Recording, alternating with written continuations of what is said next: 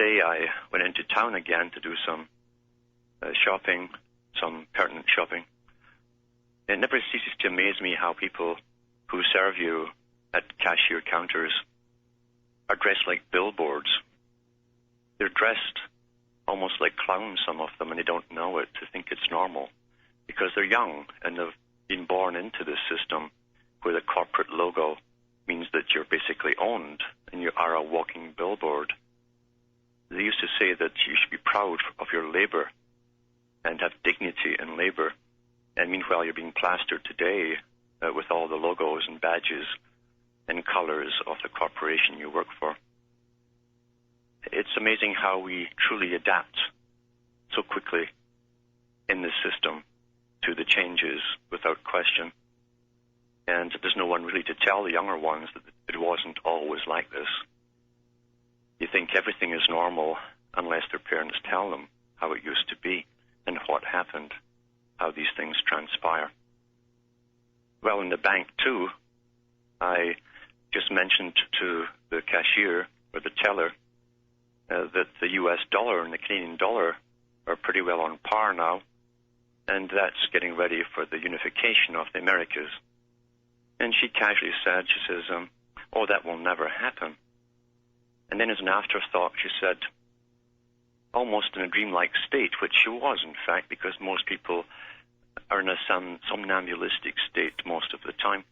She said, it won't make much difference. We're all the same now anyway.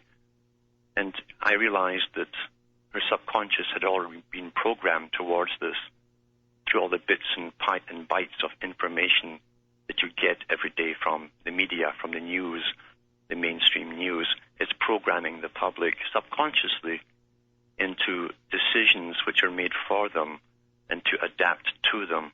And she was quite right. If you look at the cultures now across America and Canada, it's the same culture.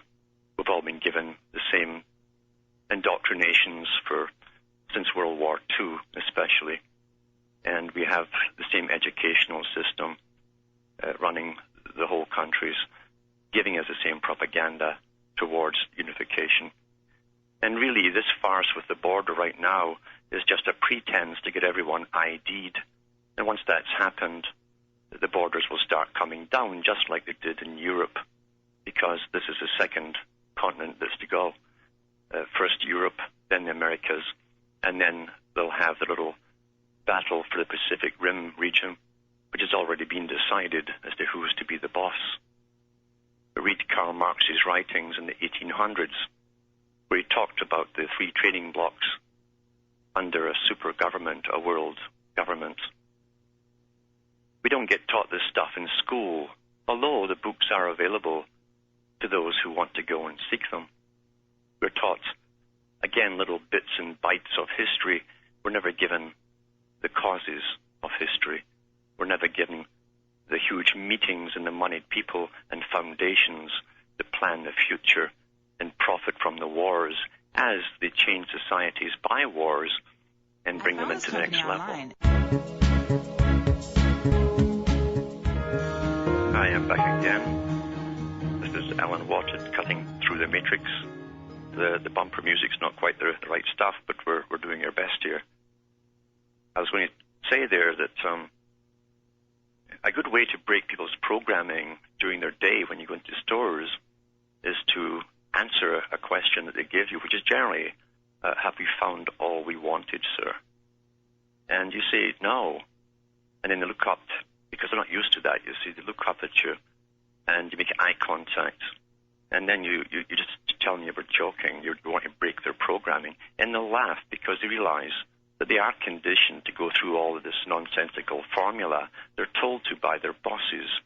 It's all making us so impersonal, really. We're becoming like machines, and we shouldn't be, because that's not what living is all about. You have to get personal contact between people to exchange information and to get them to think.